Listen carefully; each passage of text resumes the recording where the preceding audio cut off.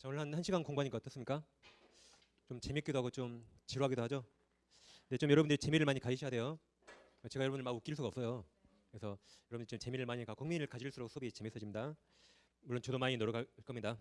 다시 120페이지 보시면 아까 네모 3번 법률행위 종류가 있었죠. 양괄호 1번 단독행위와 계약 보셨죠? 그 의미를 아까 동그라미 한 개씩 쳐봤죠? 가볍게 봐보겠습니다. 법률행위는 여러 가지로 분류할 수 있습니다. 근데 의사표시 개수에 따라서 분류할 수 있어요. 법률행위는 의사표시 몇 개가 필요한가? 이 개수에 따라서 방금 보신 것처럼 단독행위와 계약으로 나눌 수 있습니다. 단독행위는 말 그대로 법률이 한 개, 의사표시 한 개만으로 성립하는 법률행위입니다. 의사표시 한 개예요. 나중에 알겠지만 뭐 취소라는 게 있거든요. 우리가 매매 계약했어요. 그럼 취소권자가 취소한다 그러면 바로 취소되는 겁니다. 상대방 동의가 필요 없어요. 또 해제권이 있는데 누가 계약을 해제한다 그러면 해제권자가 해제한다 그러잖아요. 이 말이 떨어지는 순간 상대방 동의 없이 계약이 그냥 깨지는 겁니다. 이런 걸 단독행위 그래요. 근데 아직 공부 안 했으니까 무슨 말인지 정확히 와닿지 않죠? 이게 사유각이에요. 이건 한참 후에 공부해요. 이건 좀 이따 잠깐 공부할 겁니다. 이렇게 사유각은 앞 내용에 앞에서 뒷 내용이 막 나옵니다. 그래서 어려워요. 또 뒤에 가면 이게 또 나와요. 그럼 좀 더 이해가 되겠죠? 이렇게 점점 알아가는 겁니다. 오늘 한순간 다 할 수가 없어요. 그러면 계약이란 두 개의 의사표시가 서로 일치해야 돼요. 그래서 성립하는 게 계약입니다. 두 개의 의사표시가 서로 일치해야 됩니다. 예를 들면 갑이라는 사람에게 X라는 부동산이 있거든요. 부동산은 일단 토지 건물을 생각하시면 돼요. 토지 건물. 이걸 을에게 물어봤어. 야, 을, 너 내 거 3억에 살래라고 물어봅니다. 그럼 먼저 한 의사표시를 청약 그래요. 3억에 살래라고 청약했어요. 우리 한참 고민하다가 그래 3억에 살게라고 승낙합니다. 그러면 청약이라는 의사표시와 을의 승낙이라는 의사표시가 서로 일치했죠. 이게 계약이 성립합니다. 그중에 사고 팔기로 계약했죠. 이런 거 우리가 나중에 매매 계약을 할 수 있겠죠. 이렇게 두 개가 서로 합치해야 성립합니다. 갑이 그랬어요. 갑이 X부동산 을에게 야, 내 거 3억에 살래라고 했어요. 3억에 살래라고 청약했습니다. 우리 그래 살게 2억 8천에 그랬어요. 2억 8천이요. 그래 살게 2억 8천에 라고 승낙했다. 계약 성립할까요? 이건 일치하지 않죠. 이건 의사표시가 두 개지만 불일치하죠. 이건 매매계약 성립하지 않습니다. 내용까지 다 일치하겠죠. 이렇게 계약이 성립하면 뭐하러 2억 8천 그래요? 그냥 뭐 200만 원 그러지. 그래 살게 200만 원에. 그럼 계약 성립합니까? 그러지 않죠. 이렇게 두 개가 서로 일치해야 됩니다. 그래서 일단 의사표시 개수에 따라서 단독행위 계약 생각하시면 돼요. 근데 우리는 주된 시험 범위가 이거겠죠. 매매나 임대차 다 계약이겠죠. 이걸 주로 하는 겁니다. 그리고 일단 개념만 가볍게 밑줄하시면 됩니다. 다음 이제 오른쪽 121페이지 오시면 121페이지 그 하단에 네모 4번 있죠. 그 파란색 글씨 네모 4번 있나요? 법률행위의 성립 요건과 효력 요건 이걸 좀 하겠습니다. 이게 처음에 상당히 어려워요. 이게. 그래서 제가 칠판 여기 하나가 더 쓸 겁니다. 이게 처음이만 어렵지 1월 달에 제가 또 해요. 다음 주에 또 하고 3월쯤 되면 이제 지겨워 이게. 그러니까 한 5번 들으면 지겹습니다. 제가 3월 달에 쓰려 그러면 저 인간 또 저거 하네 하고 커피 마시러 나가면 돼 있어요. 그러니까 처음에 어려워 이게. 양이 많아서 어려운 겁니다. 오늘은 그냥 한번 듣고 잊어버려도 돼요. 저는 절대 거짓말 안 칩니다. 저는 어려우니까 그냥 하지 말려고 넘어가 버려요. 그냥 시험에 나오면 차라리 틀려버리시다 합니다. 저는 이건 어려운 거 아니에요. 이건 처음이라 좀 생소한 겁니다. 우리가 중학교 처음 가서 영어 단어 제일 처음에 뭘 외웠죠? 영어 단어 굿모닝 외웠잖아요. 모닝 한 100번 써도 기억 안 나죠? 근데 지금 그게 쉽잖아요. 그렇게 생각하시면 돼요. 모닝이라는 단어를 외운다 생각하면 됩니다. 처음이면 이거 어려워요. 3월달 되면 아주 쉬워지는 겁니다. 자, 우리는 이제 법률 규정보다 법률행위가 중요합니다.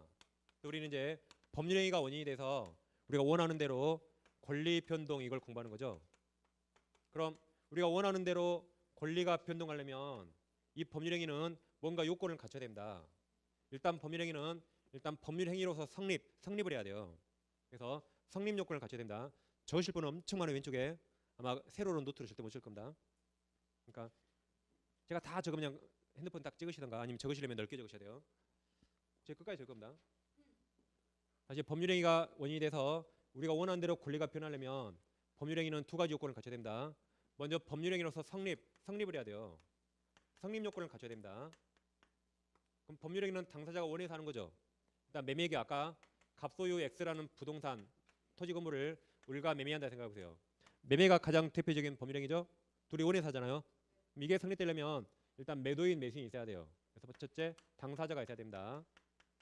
그다음 이들이 추구하는 목적이 있어요. 목적을 내용이라 할 수 있습니다. 그럼 매도인은 매매한 목적이 뭐죠?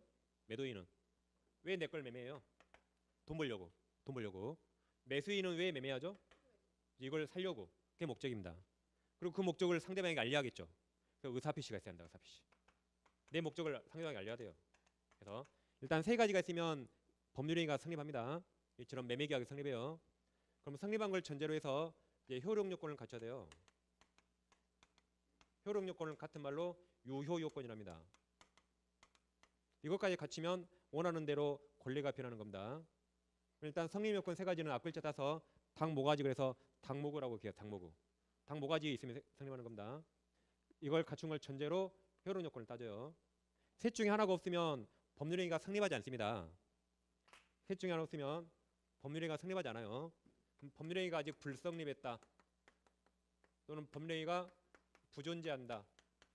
이때는 효력 요건을 따질 여지가 없어요. 효력 요건이란 성립한 걸 전제로 해서 나오는 개념입니다. 그래서 성립도 안 했다면 이쪽으로 넘어올 수가 없는 겁니다. 단계가. 일단 성립한 걸 전제로 효력 요건을 따진 겁니다.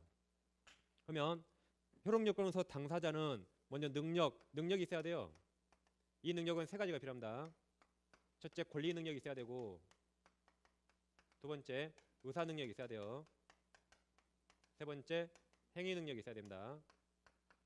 세 가지 능력이 있어야 됩니다. 그래야 완전 유효합니다. 완전 유효 법률행위가. 그다음 법률행위 목적은 이건 네 가지가 필요한데, 첫째 확정성이 있어야 돼요. 확정성. 그다음에 실현 가능해야 됩니다. 실현 가능성. 그다음에 적법성. 그다음에 사회적 타당성이 있어야 돼요. 이 네 가지가 있어야 목적이 효력 요건을 갖추는 겁니다. 그럼 네 가지는 제가 이제 앞으로 확가적타라고 할 거예요. 확가적타. 확가적타가 목적인 요건입니다. 확가적타. 우리가 흔히 막 너 확가적타 그러잖아요. 그러니까 확가적타 말이에요. 확가적타라고 기억하세요. 다음 의사표시는 봐보세요. 여기 의사표시는 의사가 내 속마음이죠. 표시가 상대방에게 알리는 거죠. 두 가지로 이루어져 있어요. 의사표시는 의사와 표시가 일치해야 돼요. 그러니까 나는 평당 690만 원에 팔아야지. 이게 내 속마음이에요. 근데 계약서 쓸 때 표시를 거꾸로 960만 원으로 표시했다. 이건 의사와 표시가 일치하지 않죠. 그렇죠? 일치해야 돼요. 그래서 의사와 표시가 일치해야 됩니다. 그러면서 의사 형성 과정에 하자가 없어야 돼요. 타인에게 사기당했다. 그러면 안 되겠죠? 그래서 의사와 표시가 일치하면서 의사 형성 과정에 완전 자유해야 돼요. 누구한테 간섭을 당하면 안 됩니다. 아무런 하자가 없어야 돼요. 그래서 법률행위가 이걸 다 갖추면 완전 유효하게 성립하고 효력을 발생합니다. 그러면 이걸 다 갖추면 약속을 지키는 거예요. 이제 그럼 일반적으로 우리가 법률행위했다 그러면 이걸 다 갖춘 겁니다. 예를 들면 갑소유 부동산을 우리가 3억의 매매계약 체결했다 그러면 아무 말 없으면 이 매매계약은 이걸 다 갖춘 거예요. 그럼 약속을 지켜야 돼요. 완전 유효니까. 완전 유효합니다. 약속을 지키는 겁니다. 이 계약이 유효라면 자 매도인은 우리에게 뭘 해줘야 되죠? 부동산 소유권을 넘겨주는 겁니다. 그래서 매도인은 매수인에게 소유권 이전할 의무가 생기는 겁니다. 왜냐하면 이제 법률관계 들어섰으니까. 그럼 매수인은 매도인에게 뭘 해줘야 돼요? 3억을 줘야겠죠. 3억. 그죠? 대금 지급할 의무가 생기는 겁니다. 그럼 매도인은 이런 의무가 있지만 매도인은 매수인에게 뭐 해달라고 청구할 권리가 있죠? 3억 달라고 청구할 권리가 생기겠죠. 그죠? 그것을 이제 약간 뭐 대금 지급 청구권 3억 달라고 청구할 권리가 생기는 겁니다. 그죠? 그 다음에 매수인은 매도인에게 뭐 해달라고 청구할 권리가 있죠? 부동산 소유권 넘겨달라고 소유권 청구할 권리가 있는 겁니다. 이게 완전 유효하니까 자기 의무를 이행해야 돼요. 갑은 소유권 넘겨줘야 되고 을은 돈을 주는 겁니다. 만약에 의무를 이행하지 않으면 이런 권리를 행사하는 거죠. 그죠? 이런 식으로 법률행위가 성립하면 아무 말 없으면 이 법률행위는 이걸 다 갖춘 거예요. 완전 유효하니까 자기 약속을 지키는 겁니다. 갑은 소유권을 넘겨주고 을은 돈 주면 되는 겁니다. 다시 이번에는 갑소유 X라는 아파트가 있어요. 아파트를 일가 임대차 계약 체결했다 해보세요. 계약기간 2년에 보증금을 1억을 지급하고 매달 월세 100만 원을 주기로 했다 해보세요. 이렇게 임대차 계약 체결했죠. 그럼 아무 말 없으면 이걸 다 갖춘 거예요. 이걸 다 갖추면 완전 유효하죠. 그럼 약속을 지켜야 돼요. 약속 지키는 겁니다. 그럼 오른 임차인이죠. 임차인은 임대인 가족에게 뭘 해줘야 돼요? 보증금 1억 주고 매달 100만 원씩 주는 겁니다. 그런 의무가 생겨요. 그러죠? 그다음에 임대인 갑은 임차인에게 뭘 해줘야 돼요? 내 부동산이지만 우리 2년간 사용하도록 목적물을 넘겨줘야 돼요. 그러죠? 내 목적물 2년간 사용하도록 우리에게 주는 겁니다. 그럴 의무가 생기는 거죠. 이처럼 아무 말 없이 법률행위 나오면 이걸 다 갖춘 겁니다. 다 갖춘 거예요. 임대차 했다 그러면 저 요건을 다 갖춘 겁니다. 그럼 이 요건을 갖추면 법이 관여할 필요 없는 겁니다. 굳이 약속을 지키면 돼요. 그렇죠? 그래서 법률행위 나오면 이걸 다 갖춘 거고 이걸 다 갖추면 굳이 법이 관여하지 않습니다. 우리가 아파야 병원에 가듯이 이제 법은 이 중에 하나라도 못 갖췄을 때 그때 법이 관여해요. 다시 우리가 아파야 병원에 가죠? 그렇지. 이걸 다 갖추면 법이 관여할 필요가 없어요. 당사자가 물 흐르는 대로 자유롭게 흘러갑니다. 그래서 법은 이 중에 하나라도 못 갖췄을 때 그때 법이 관여합니다. 병원에 간 거 생각하시면 돼요. 그럼 이제 효력 요건 중에 하나라도 결하했을 때, 효력 요건 이 많은 것 중에 하나라도 결하했을 때, 그때 법에서 무효 사유로 만든 게 있어요. 어떤 건 취소 사유로 만든 게 있습니다. 어떤 얘기가 무효라면 이건 여러분 이제 들으셔야 돼요. 다음 주하고 그 다음 주 또 합니다. 계속 갑니다. 어떤 얘기가 무효라면 처음부터 아무 효력 없어요. 아무런 효력이 생기지 않습니다. 따라서 자기 의무를 이행하기 전이라면 그때는 굳이 이행할 필요 없어요. 그럼 상대방은 나에게 약속 지켜라고 이행해라고 이행 청구할 수 없습니다. 다시 어떤 게 무효라면 약속 지킬 필요 없어요. 상대방은 나에게 약속 지키라고 청구할 수 없는 겁니다. 그냥 처음부터 아무런 효력이 없거든요. 근데 무효인지 모르고 이행했네요. 이행했다면 원래는 약속 지킬 필요 없었죠. 근데 지켰네요. 그럼 내 거 다시 돌려달라고 청구하면 돼요. 내 거 다시 돌려달라고 반환 청구할 수 있습니다. 이게 무효의 관계예요. 다음 주에 하겠지만 여러 가지 무효 사유 중에 하필 사회질서 위반이 있어요. 즉 사회질서 위반에 따를 반사회적 반한단 말이죠.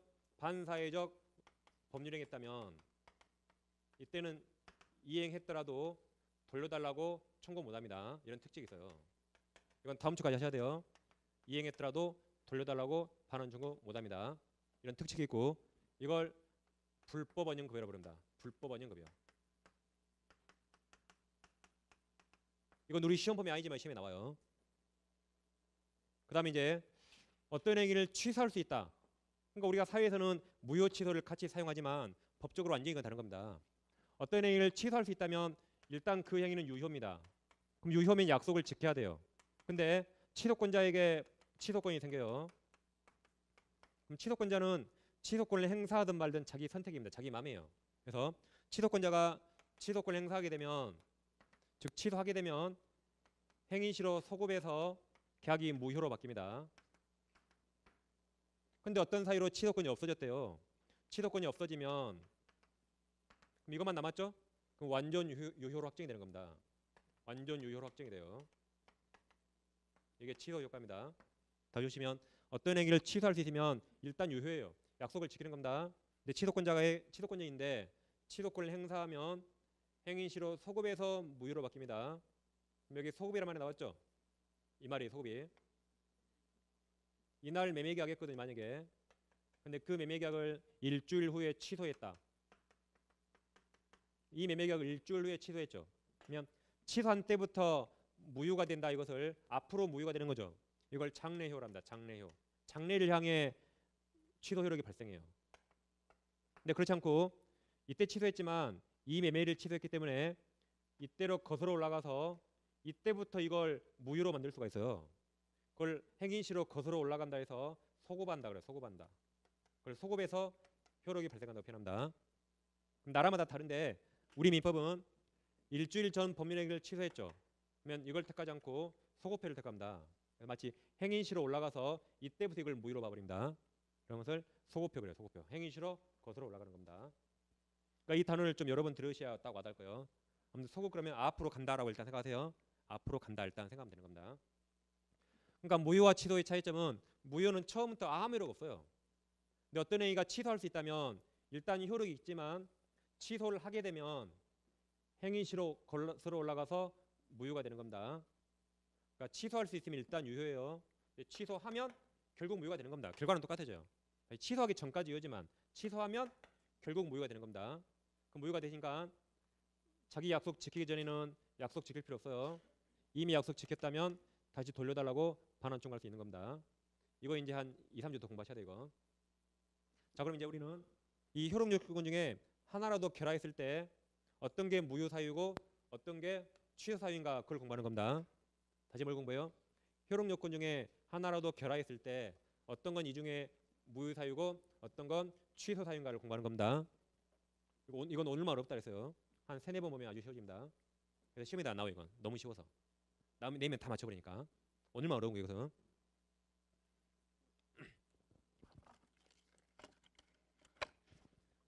자, 그럼 능력이 있어야 되는 능력이란 먼저 권리 능력이란 사람으로 태어나면 누구나 다 있어요. 그래서 이건 시험에도 안 나와요. 시험 보면 아닙니다. 이거는. 사람으로 태어나면 누구나 다 있다. 다음 의사 능력이란 제정신이다 그 말이에요. 지금 내가 뭘 하는가 아는 겁니다. 지금 내가 공부하고 있는가 줄고 있는가 여러분 알고 있죠 지금. 그게 의사 능력이 있는 거예요. 그러면 이걸 결하했다 이자를 의사 무능력자랍니다. 이게 없는 사람을 의사 무능력자. 자기가 뭘 하는가 의미를 모르는 겁니다. 예를 들면 태어난 지 3달 될 3개월 된 유아가 있어요. 유아가 5만 원짜리 한 장 가지고 있어요. 5만 원짜리 한 장. 7살 된 꼬마가 있는데 1,000원짜리 2장 가지고 있어요. 2,000원. 1,000원짜리 2장. 가서 아가 머리 만져 예쁘다. 와가 예쁘네. 나랑 이거 2개 바꿀까 해서 둘이 바꿨어요. 그러니까 헤헤 하고 바꿨어요. 얘는 지금 엄청난 행동한 거죠.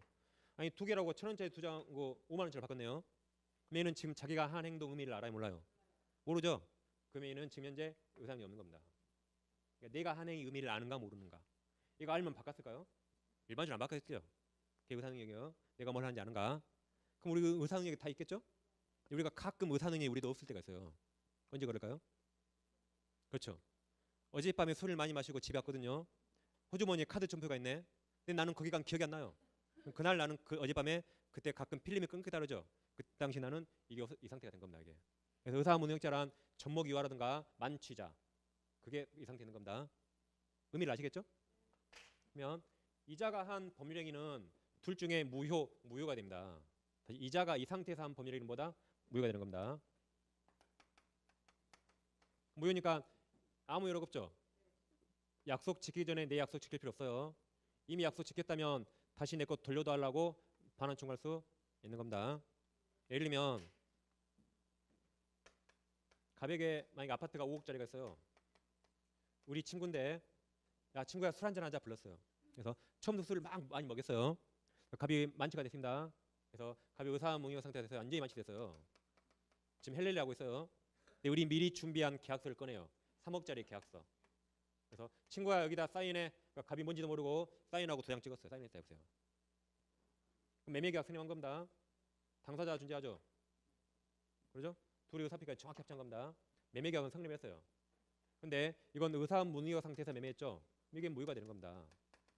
그럼 갑과 을이 먼저 매매계약 성립했기 때문에 갑은 5억짜리 소유권 넘길 의무가 있었어요. 소유권 넘길 의무가 있었고 을은 3억 줄 의무가 있었습니다. 근데 이 계약은 무효거든요. 그러면 처음부터 아무 효력 없죠. 그럼 갑은 소유권 이전할 의무가 없는 겁니다. 무효니까. 갑은 소유권 이전할 의무가 없어요. 물론 을도 3억 줄 의무가 없는 겁니다. 그럼 을은 갑에게 3억 달라고 을은 갑에게 5억짜리 부동산 넘기라고 이행 청구할 수 없어요. 물론 갑은 이행 청구 안 하겠죠? 이게 무효 효과입니다. 그래서 매매 계약은 성립했기 때문에 의무가 성립하지만 그 의무를 이행할 필요 없는 겁니다. 을은 갑한테 5억짜리 넘겨달라고 소송할 수도 없어요. 이행 청구 못하는 겁니다. 이렇게 의무가 없는데 갑은 그랬어요. 내가 아무리 만취했지만 내가 계약서에 사인했으니까 약속을 지켜야 되는 줄 알았어요. 그럴 수 있죠? 내가 사인했으니까 약속 지켜야 되는 줄 알았어요. 갑이 어쩔 수 없이 이제 시발시발 했겠죠? 시발시발 하면서 소유권 넘겨줬어요. 친구 앞으로 소유권 넘겨줬습니다. 약속했으니까. 을은 3억 줬겠죠. 근데 갑이 나중에 알았어요.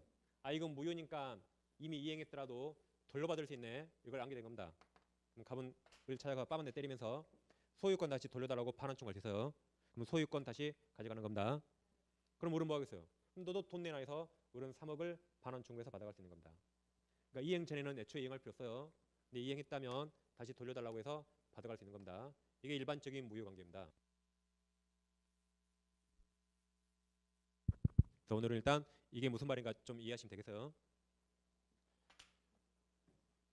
칠판이 좁으니까 이해는 제가 빨리빨리 좀 지어야겠어요. 그러니까 처음에는 이 강의를 좀 몇 번 들어보셔야 돼요. 오늘 강의를. 그러면 이제 전반적으로 좀 뭘 공부하는가 그게 감이 잡힐 건데. 그다음 이제 행위 능력이 있는데 행위 능력은 나 혼자 완전 유효하게 할 수 있는 겁니다. 남 도움 없이도 완전 유효하게 행위할 능력이에요. 행위 능력. 우리들은 다 행위 능력 있죠. 행위 능력이 없는 사람이 있어요. 행위 능력 없는 사람을 제한 능력자랍니다. 제한 능력자. 그러니까 이런 말들이 생소해서 처음에는 오늘이 어려운 겁니다. 네, 세네 번 보면 이게 아주 쉬워져요. 그럼 제한 능력자란 우리보다 상태가 좀 부족하거든요. 그 자를 포함해서 능력을 제한시켜 둔 겁니다. 크게 세 가지가 있어요. 먼저 미성년자가 있고, 그 다음에 약간 오랜만에 나오는데 피한정 후견인이 있습니다. 그 다음에 피성년 후견인이 있어요. 이건 원래 우리 민법 시험법이 아니에요. 여기는 시험법이 아니지만 이걸 모르면 민법을 할 수가 없습니다. 그래서 하는 겁니다. 책에도 자세히 설명은 별로 없어요. 그래서 우리는 이게 무슨 말인가 의미만 하시면 돼요. 자, 그럼 미성년자는 만 몇 세 미만이죠? 법마다 미성년 나이가 다 달라요. 민법에서는 만 19세 미만입니다. 만 19세 미만. 법마다 다 달라요. 아까 형법이 뭐였죠? 어떤 게 범죄고 그 범죄를 어떻게 처벌하는가? 형법에서는 미성년자가 보통 이거 안 정했어요. 보통 한 13, 14세 정도 하는 겁니다. 보통 일반적으로. 이건 딱 정해진 거 아니에요. 만약에 해서 초등학생이 사람을 죽였다. 그럼 처벌 안 될 수 있는 거예요. 중학생이 죽이면 처벌될 수 있는 겁니다. 이렇게 이건 행위마다 좀 다릅니다. 형법은. 근데 민법은 딱 일률적으로 만 19세라고 정했습니다. 법마다 이게 다 다른 겁니다. 얘들은 일반인보다 좀 능력이 부족하잖아요. 그래서 이자들을 보호하기 위해서 이 제한 능력자 제도를 둔 겁니다. 좀 보호하기 위해서.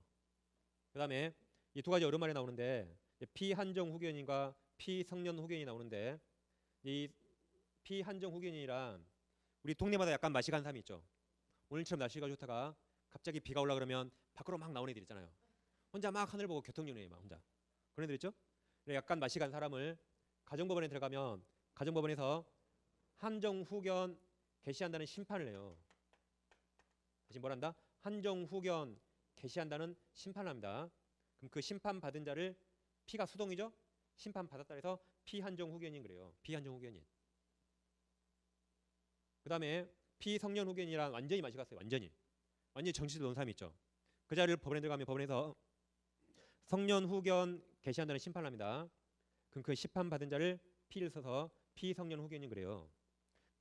세 가지가 있고 얘들은 우리 일반인보다 상태가 안 좋으니까 얘들을 보호하기 위해서 우리 민법은 법정 대리인 제도를 두고 있습니다. 얘들을 보호하기 위해서 법정 대리인 제도를 두고 있어요. 그래서 보통 미성년자 법정 대리인은 보통 부모님이 되는 거죠. 친권자.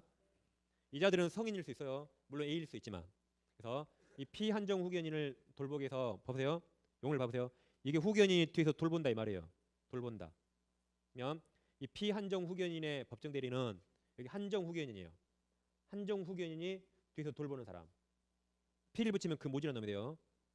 한정 후견 개시 받은 사람. 그 다음에 피성년 후견인을 돌보는 사람을 여기 뒤에 보세요.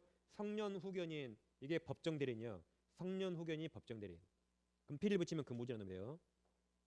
다시 정리하면 제한능력자는 미성자가 있고 피한정 후견이란 맛이 간 사람을 법원에 가면 한정 후견 개시 심판을 합니다. 그 심판 받은 자를 피한정 후견인. 돌보는 법정 대리인을 한정 후견이 그래요. 완전히 맛이 간 사람 법원에 가면 성년 후견 개시한다는 심판을 해요. 그 심판 받은 자를 피성년 후견인. 돌보는 법정 대리인을 성년 후견이라죠. 그러니까 이자들은 보통 후견인은 보통 이모나 삼촌 뭐 형님이 될 수 있는 겁니다. 또는 부모님이 될 수 있고 또는 우리 부모님 완전히 나이가 많아요. 95살이에요. 정신이 없으면 자식들이 될 수 있겠죠. 보호자. 한마디로 보호자라고 생각하시면 돼요. 여자가 법정 대리입니다.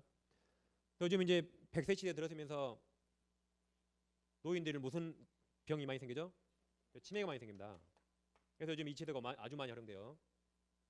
그래서 이자들은 아무튼 일단 법정 대리인 동의를 받았기 때문에 보호를 받기 때문에 이자들이 법률행위했거든요. 법률행위인데 법정 대리인 동의가 없었다면 그 행위를 가서 취소할 수 있어요.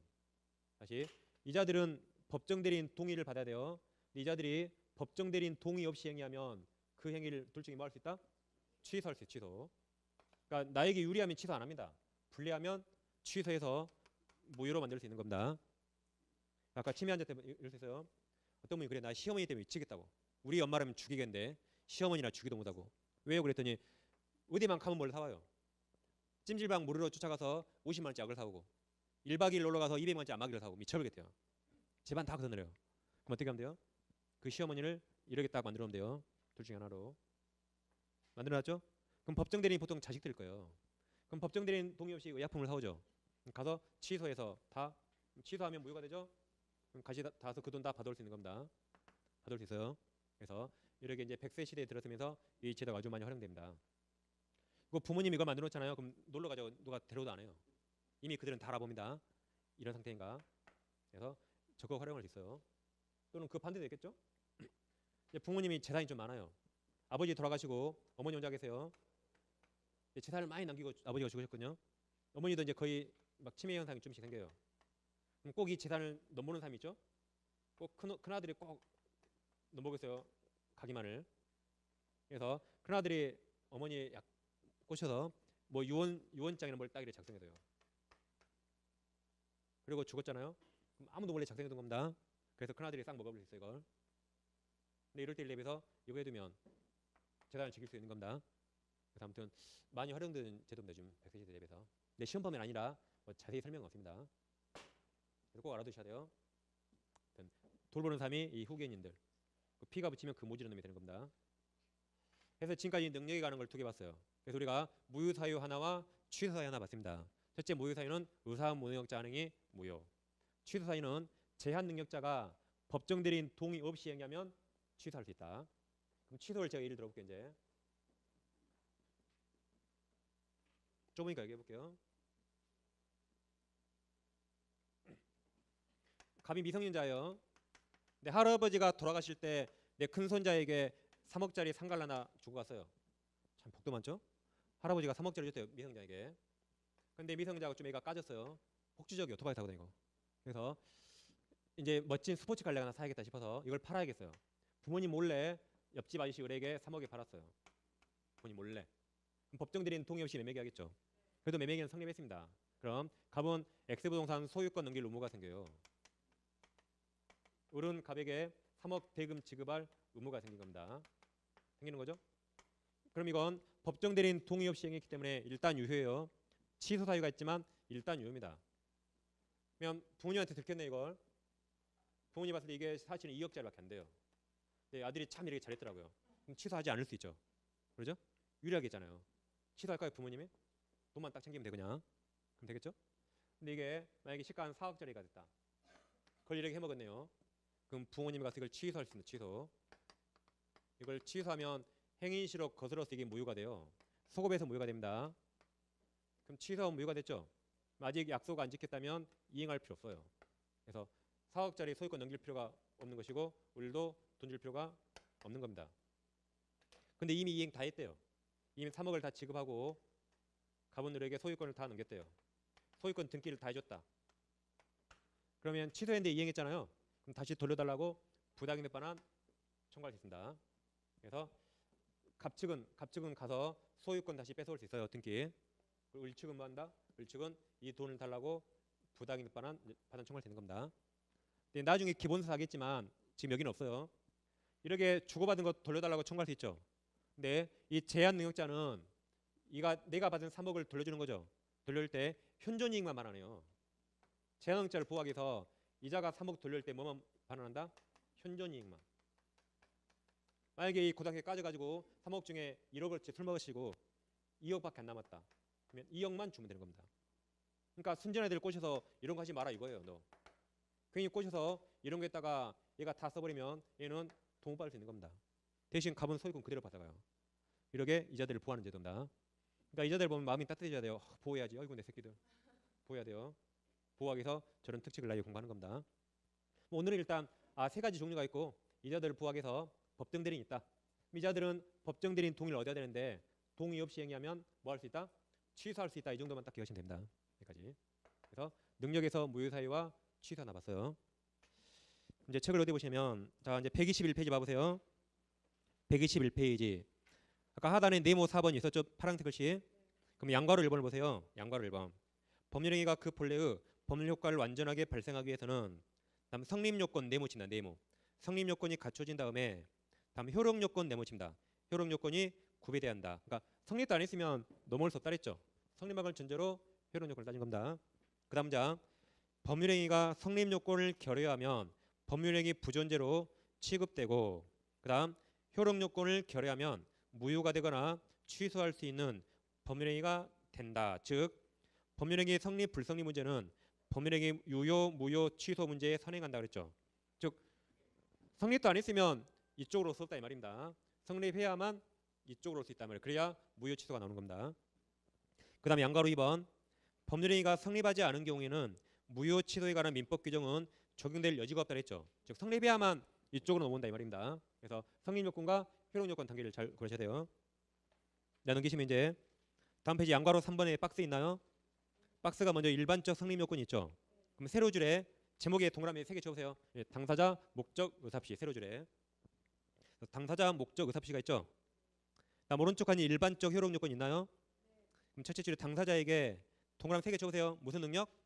권리 능력, 의사 능력, 행위 능력 각각 동그라시면 돼요. 쳤습니까? 그 아랫줄에 목적이 다음 확정 동그라미세요.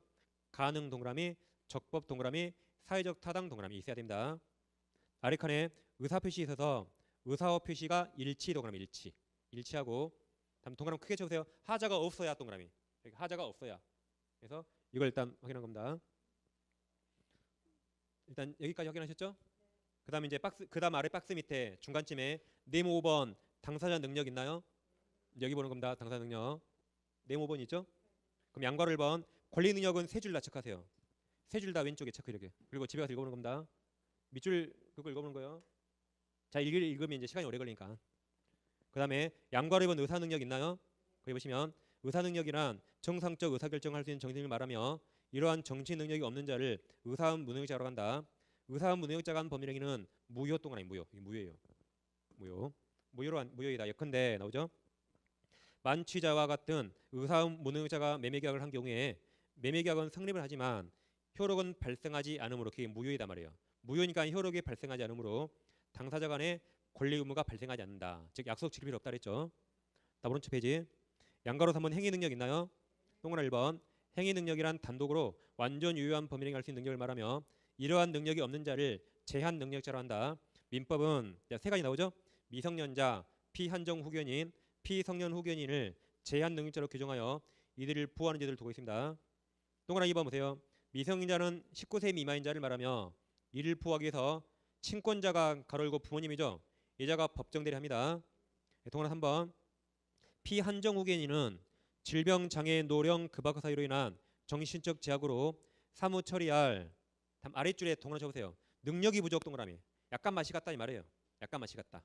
능력이 부족한 사람으로 법원으로부터 한정 후견 개시의 심판 동그라미. 심판 받은 자를 말하며 그러니까 심판 안 받으면 이자가 아니에요. 그러니까 동네마다 맛이 간 애들 있죠. 걔들은 이런 자가 아닐 가능성이 많아요. 그냥 내버려 두지 법원에 가서 심판 받습니까? 거의 안 받죠. 심판 안 받으면 이자가 아닙니다. 꼭 이건 심판을 받아야 돼요. 심판에 동원하셨죠? 심판 받은 자를 말하며 이를 보호하기 위해서 한정 후견인이 법정 대리하도록 하고 있습니다. 다음 4번 피성년 후견인은 질병, 장애, 노령, 급악 사유로 인한 정신적 제약으로 사무 처리할 능력이 동그라미 칩니다. 지속적으로 결여 동그라미. 즉 완전히 맛이 갔다 이 말이에요. 결여된 사람으로 가정법원으로부터 성년 후견의 개시의 심판 동그라미 칩니다. 심판 받은 자를 말하며 이를 보호하기 위해서 성년 후견인이 법정 대리하고 있습니다. 우리가 3번과 4번 읽어봤죠. 그럼 3번과 4번 차이점이 뭡니까? 그렇죠. 3번은 능력이 부족, 약간 맛이 같다. 4번은 지속적 결여, 완전히 맛이 같다. 이게 차이입니다. 공통점이 심판이에요. 둘 다 뭘 받아야 한다? 법원 가서 심판이나 선고를 받아야 됩니다. 그 다음 동그라미 5번 법정 대리인이 아닌 제한 능력자가 단독으로 그랬죠. 단독으로 그 말이 법정 대리인 동의 없이 그 말입니다. 단독으로가 뭐예요? 법정 대리인 동의 없이 그 말이에요. 동의 없이 단독으로 법률행위 한 경우에는 취소 또는 칩니다. 취소할 수 있다. 예컨대 미성년자가 단독으로 매매 계약한 경우에는 일단 계약은 유효하게 효력이 발생하지만 즉 성립합니다. 유효해요. 근데 미성년자 측에서 즉 법정 대리인 같은 사람에서 매매 계약을 뭐 할 수 있다? 취소할 수 있는 겁니다. 그래서 오늘 이제 여기 능력까지 공부하셨어요. 다음 주에 제가 이걸 또 합니다. 처음에 또 하고 이제 확정 여기부터 공부할 겁니다. 오늘 내용이 좀 약간 좀 혼란스럽죠? 처음 들어서 그래요. 그래서 자주 좀 반복해 들어보시면 될 것 같아요. 그러면 1월 달에 공부하기 아주 수월합니다. 천달이니까 오늘 여기서 마칠게요. 자, 수고하셨습니다.